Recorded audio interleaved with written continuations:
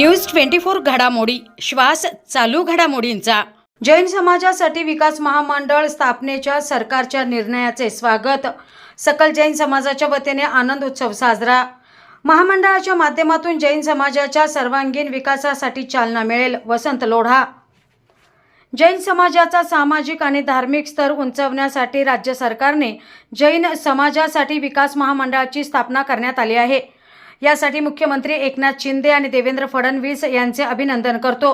या योजनेतून जैन समाजातील तरुणांना व्यवसायासाठी मोठ्या प्रमाणात कर्ज उपलब्ध होणार आहे। या योजनेत कर्जाचे व्याजदर 4% 5 वर्षांची परतफेड राहणार आहे। वैयक्तिक कर्ज मिळेल।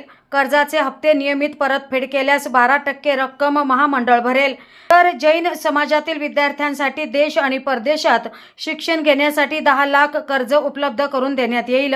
महामंडळाच्या माध्यमातून जैन समाजाच्या सर्वांगीण विकासासाठी चालना मिळेल असे प्रतिपादन वसंत लोढा यांनी केले। कापड बाजार येथील जैन मंदिरात राज्य सरकारने जैन समाजासाठी विकास महामंडळाची स्थापना करण्यात आली। या निर्णयाचे स्वागत करून सकल जैन समाजाच्या वतीने पेढे वाटप करून आनंद उत्सव साजरा करण्यात आला। तर सरकारचे प्रतिनिधी म्हणून भारतीय जनता पार्टीचे प्रदेश सदस्य वसंत लोढा यांचा समाजाच्या वतीने सत्कार करण्यात आला। या प्रसंगी जैन समाजाचे अध्यक्ष सुभाष मुथा, भाजपाचे सरचिटणीस प्रशांत मुथा, किशोर गांधी, विलास गांधी आदींसह इतर समाज बांधव उपस्थित होते।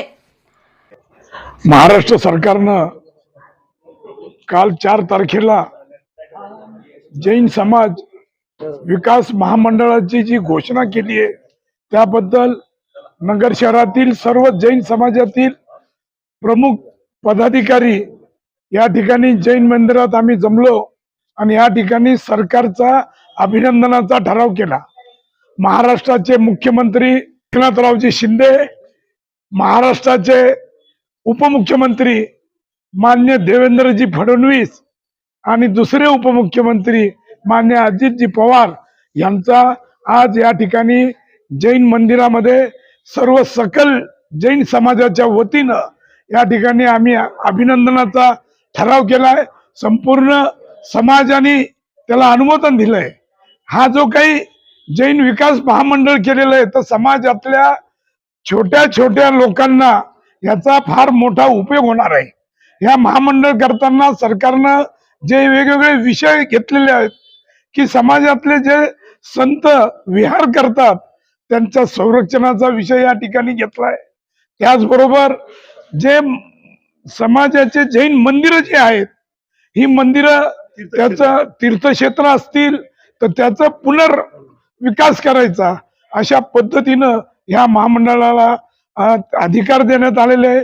त्याचबरोबर समाजातील सर्वसामान्य माणसाला मग वेगवेगळ्या प्रकारचे वेगवेगळ्या व्यवसायासाठी, घर बांधणीसाठी, मोठमोठे उद्योग जर उभारायचे असतील त्यासाठी वेगवेगळ्या कॅटेगरीचे असे कर्ज उपलब्ध करून कमीत कमी व्याजामध्ये म्हणजे फक्त 4% व्याज दरानं कर्ज उपलब्ध करून देण्याचं पण या महामंडळाच्या माध्यमातून ह्या सगळ्या योजना वेगवेगळ्या योजना सरकारने या महामंडळात दिलेल्या आहे। हे एक जैन समाजाच्या दृष्टिकोनातनं, सकल जैन समाजाच्या दृष्टिकोनातनं हा एक फार चांगला निर्णय महाराष्ट्र सरकारनं घेतलाय। महाराष्ट्र सरकारच्या या महायुतीच्या सरकारचं जेवढं अभिनंदन करावं तेवढं कमी आहे। मी सुभाष मुथा, अध्यक्ष जैन मंदिर।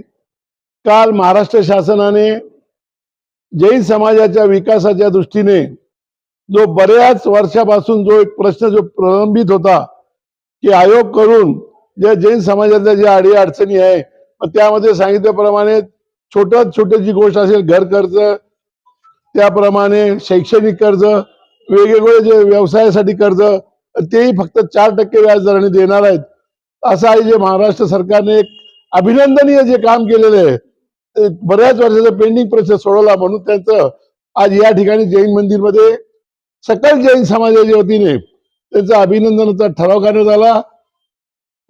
आणि मी पुनश्च महाराष्ट्राचे मुख्यमंत्री एकनाथरावजी शिंदे साहेब, उपमुख्यमंत्री फडणवीस साहेब व उपमुख्यमंत्री अजितदादा पवार या सर्वांचं या ठिकाणी खास अभिनंदन करतो आणि त्यांना खूप समाजाच्या वतीने धन्यवाद देतो।